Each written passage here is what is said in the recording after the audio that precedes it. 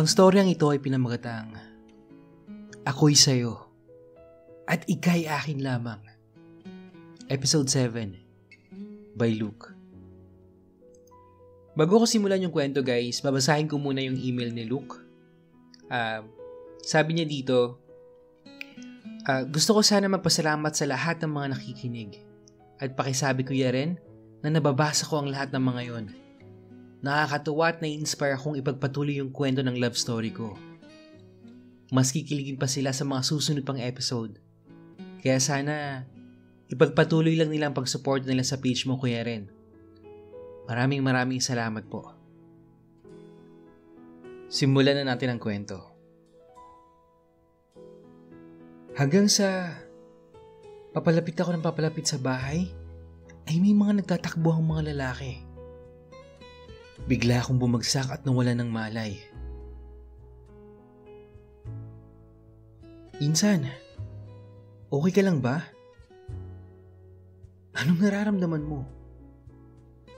Bukod sa ulo mo, ano pang masakit sa'yo? Ma! Gising na si Luke!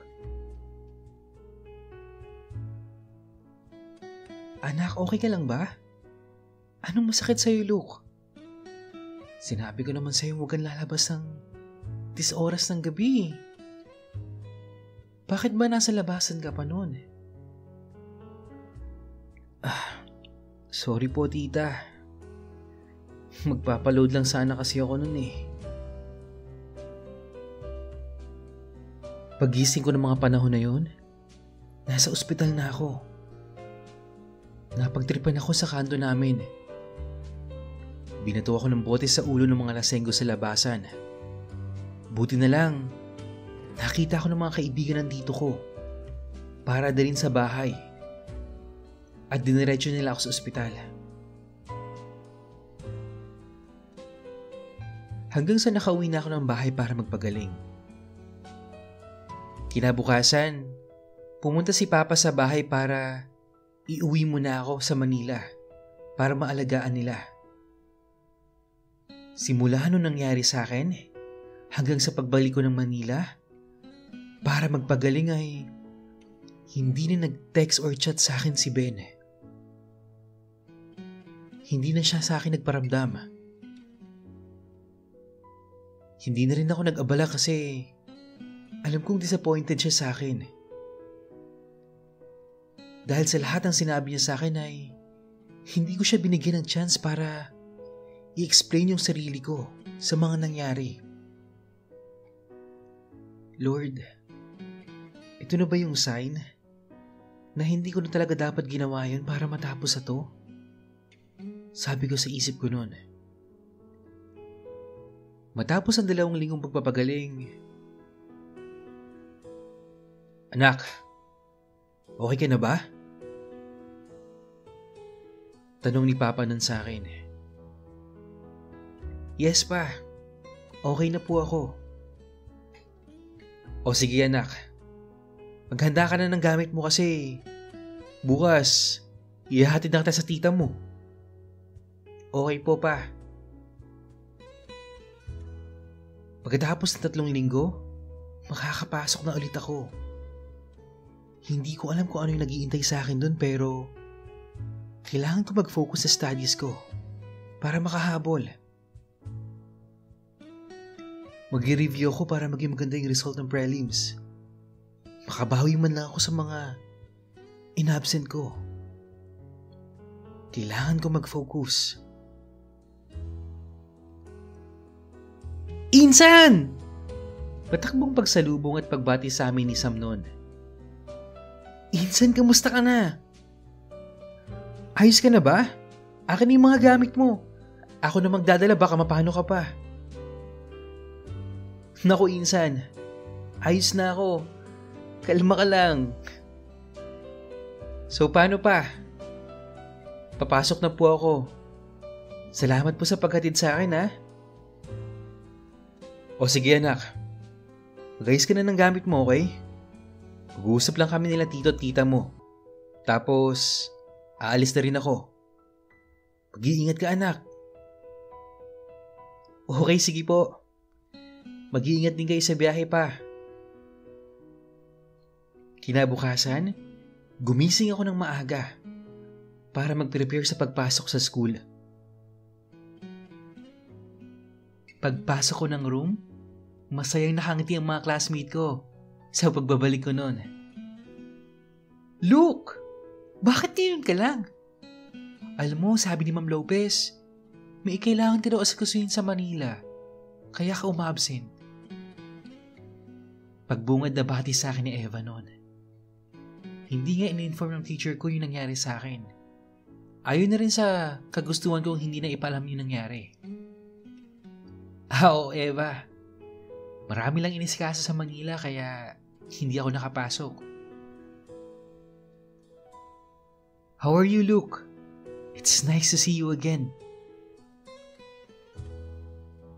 Oh, Jacob. Okay naman. Medyo naging busy lang. Nako, you need to catch up. Ang dami namin pinag-aralan nung wala ka. Mag-focus ka, okay? Alam mo namang, sa'yo lang ako kumukopya eh. Joke lang ah. Pero seriously, na-miss kita, Bads. Na-miss ko din kayo. Naging busy ako sa mga lectures at nag-focus ako para makapag-concentrate sa mga exams. Hindi ko na lang masyadong pinapansin yung mga nasa paligid ko noon. Hindi ako masyadong nakikipag-usap sa ibang classmates ko. Maliban ka na Eva, Jacob, at Jeric na malapit sa upuan ko. Hanggang sa natapos ang mga exams, okay naman at hindi naman ako mababa sa mga results ng exams sa lahat ng subjects. Nakahabol naman ako at naging maayos yung resulta. Tuwing naaalala ko si Ben, pumapasok lang sa isip ko yung nangyari sa akin. Nung napagtripan ako, na pag napapatingin ako sa kanya ay parang wala lang ako sa kanya. Gusto kong makausap siya. At para maging maayos na ulit kami. Kahit siguro bilang magkaklase na lang. Pero kasi siya na yung lumalayo sa akin. Dinidistansya na niya yung sarili niya. Hanggang sa nahati na yung grupo namin. Malungkot man pero meron na rin siyang ibang circle of friends. Pero kasama niya si Bong at Matt, tapos si Trisha. Nabalitaan ko din kay Eva na hindi nag-work yung relationship nila ni Daisy.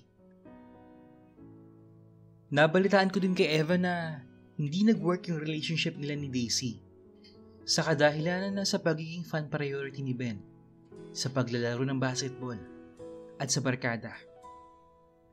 Habang ako naman ay kasama ko pa din sila Jeric at Jacob tapos si Eva.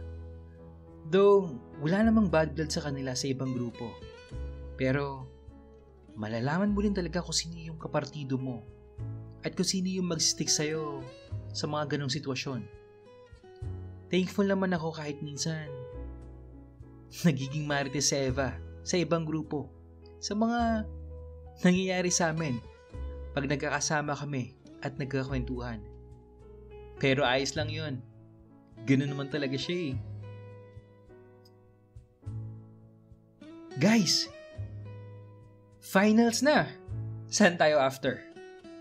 Pagkaayaan ni Jacob. Oo nga! Para naman may ganap tayo after ng semester. Dumaan kasi yung taon na wala tayong ganap eh. Dugtong ni Eva nun. Sabi naman ni Jerry, umakit kaya tayo ng Baguio.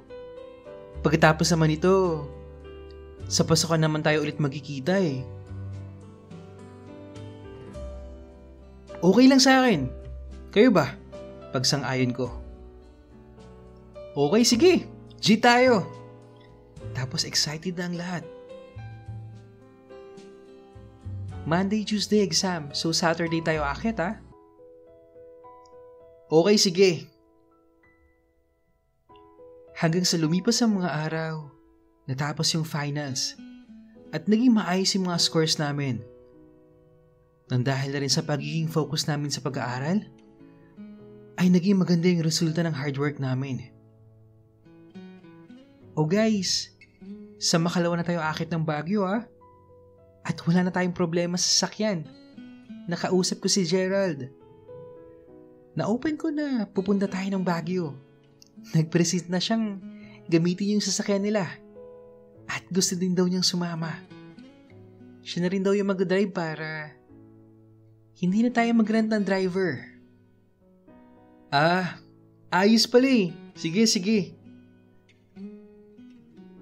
Hanggang sa dumating na yung araw na pagpunta namin ng Baguio. Sinama ko na rin si Sam para mas marami kami at mas masaya. Nag-rent kami ng transient house na malapit sa Burnham Park. Wow! Ang ganda naman dito sa bahay na to. At ang daming rooms. Oh, dito ako sa kwarto na to ang sabi ni Eva. Hanggang sa namili din kami ng mga rooms namin. Pagsilip ko sa pinasukong kwarto ni Sam, saktong pang-isahan lang talaga. Single bed lang nakalagay kaya naghanap ako ng ibang kwarto. Pagpasok ko ng isang room, nakita kong double bed to. Ayan, sakto. Pwede na ako rito. At meron pa yatang sariling CR. Nice! Pagsara ko ng pinto ay binaba ko na yung gamit ko. Sabay higa sa kama. Paghiga ko sa kama, meron akong nagrinig na nag-flash ng toilet. Hanggang sa pagbukas ng pinto, nakita kong lumabas si Gerald. Ay! Sorry. Akala ko kasi walang tao eh. Hahanap na lang pala ako ng ibang room. Sensya na ulit. Pagtayo ko ay kinuha ko yung gamit ko. Hanggang sa may humawak na bag ko. Hinawakan ni Gerald at binalik kung saan ko siya nilagay. Huwag ka nang lumipat, Luke.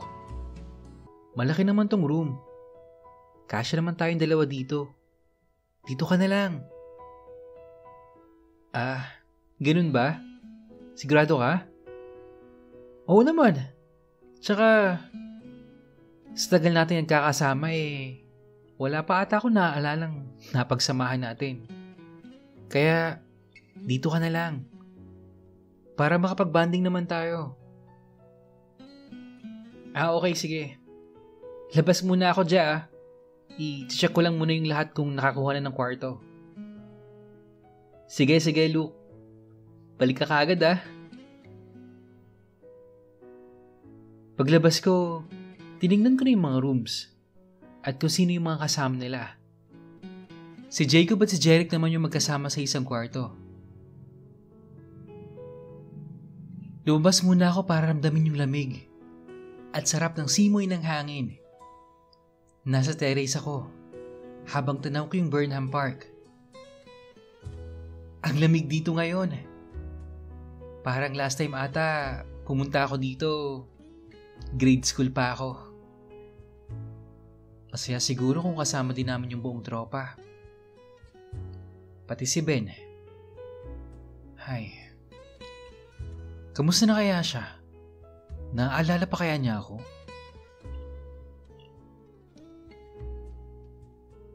Luke, okay ka lang ba dyan? Ang lamig, no? Ang sarap nito mag-inom mamaya. Tara, labas tayo. Punta tayo dun sa may park. Sige, Je. Tawagin ko lang sila. Pumunta kami sa park at namasyal. Nagbike, nagpicture-picture, nagbangka. Masaya kaming lahat na ina-explore ang bawat sandali ng aming pagbabakasyon. Hanggang sa umuwi na kami para maghanda ng kakainin sa hapunan. Nagpresenta na magluto si Jacob. At habang nagluluto si Jacob ay nag-aayos naman ng pinagkainan sila Eva at Jeric. Sabay-sabay kami kumain. At pagkatapos ay si Sam naman yung naghugas sa pinagkainan. Nagpahinga tapos Nagsimula na kami maghanda para sa bonding moments namin. Doon mamaya sa may terrace. Habang nagiinuman kami ay papalalim ng papalalim yung mga napapagkwentuhan ng lahat. Hanggang sa na-open yung mga pangarap ng bawat isa. Yung mga plano sa buhay. What's next after graduation? Yung mga ganung usapan. Medyo light lang. No pressure. Walang personal na napag-uusapan. Hanggang sa dumating yung oras na magtanong sa bawat isa. Sa pangunguna ng marites ng grupo. Si Eva. Teka, maiba ako. Though, malayo sa topic ha. Bigla na lang kasing pumasok sa isip ko eh. Anyways, wala kayong magagawa. This is the time para mas luhalim pa yung pagkakaibigan natin. Dito natin masusubukan yung friendship natin. Sa tanong ko. Tapos tahimik ang lahat. Nagkakatingin ng bawat isa. Dahil sa wala kaming idea kung ano yung itatanong ni Eva. Knowing Eva, napakataklesa nitong babaeng to eh. Medyo walang preno din ng bibig. Napakaprangkang tao. Hanggang sa nagtanong na si Eva noon. Okay guys, sino ba sa inyo yung nakrushan ko? Umamin nga kayo? Sa pinaka-sarcastic na tanong ni Eva. At biglang humagalpak kami sa kakatawa. O Jiva, mga inutil kayo? Wala talagang siseryoso sa akin sa pamilyang to. Mga hayop kayo? Bulalas siyang nakatawa. Masaya ang gabi na yon. Lahat kami masayang nagiinuman.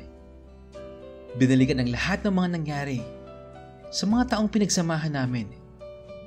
At hindi matatapos yung gabi na yon na hindi niya pag-uusapan yung mga taong wala doon. Especially Ben. Biglang naisingit ni Jacob yung nangyari nung birthday ni Eva. Sa mga inasal niya ng mga oras na yon, sabi-sabi ni Eva na huwag na lang pag-usapan pa. Sa pag-iwas sa issue na yun ay napunta kay Gerald ang topic. Dahil na din sa ngayon na lang ulit namin siya makakabanding. As in banding talaga. Nagtanong-tanong sila Eva sa kanya to know him more. Habang ako, nakikinig lang sa usapan nila. Hindi ko maitatago sa sarili ko na habang nakikita ko si Gerald pumapasok sa isip ko si Ben. Siguro dahil related sila sa isa't isa. At dahil sa magkapatid sila.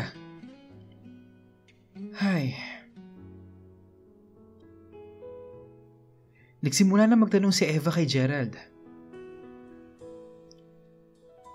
Okay, Je. Ikaw naman yung tatanungin ko. Tell me about yourself. Do you find me beautiful?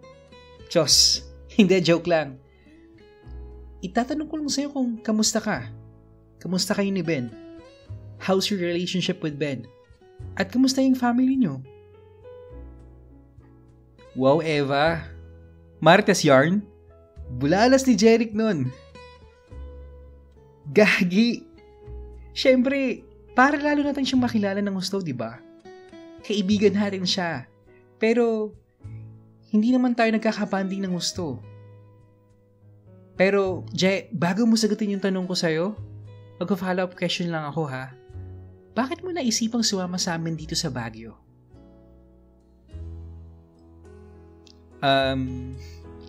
Sumama ako para makabanding kayong lahat. Tapos na rin yung semester kaya siguro deserve ko ding magbakasyon at mag-enjoy. Okay naman yung family ko. Si Ben, okay naman siya bilang kapatid. Mabait at thoughtful. I am so happy to be his brother. Kahit half-brother ko siya, never niyang pinaramdam sa akin na ganun.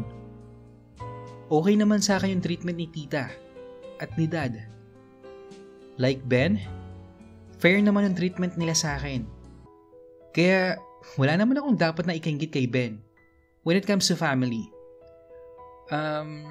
Siguro, kung meron man akong kakainggitan sa kanya, siguro yun yung circle of friends niya. Kayo!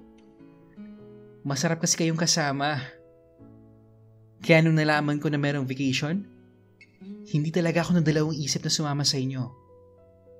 I am happy being with you guys.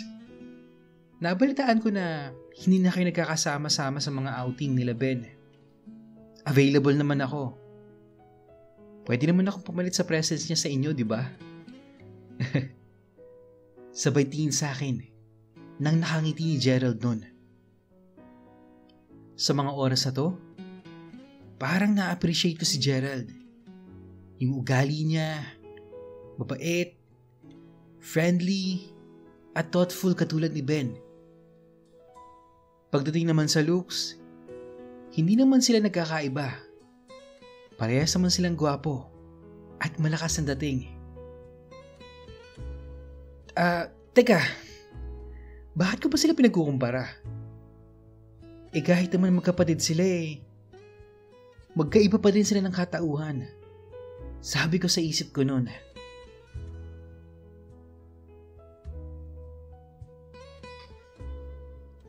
Okay, si Luke at si Gerald na kapatid ni Ben magkasama sa isang kwarto. Ano kaya ang susunod na mangyayari? Sa tingin nyo guys, tsaka ako personally sobra akong natutuwa sa character ni Marites. I mean, si Eva pala. Siya kasi yung naging icebreaker ng story Tapos guys, ang next naman nating i-describe ay si Gerald Jeremy, na kapatid ni Ben. Ito ay base sa photo na sinend ni Luke. Para na rin sa request ni Luke, hindi ko kasi pwedeng ipakita yung photo para na rin sa privacy nila. Bago muna ang lahat, sabay-sabay nating ipikit yung mga mata natin habang dinidescribe ko si Gerald para mas ma-picture out nyo yung itsura ni Gerald. Si Gerald, may pagkasingkit yung mata na maamo. Matangos yung ilong, kissable lips, may mga magagandang kilay,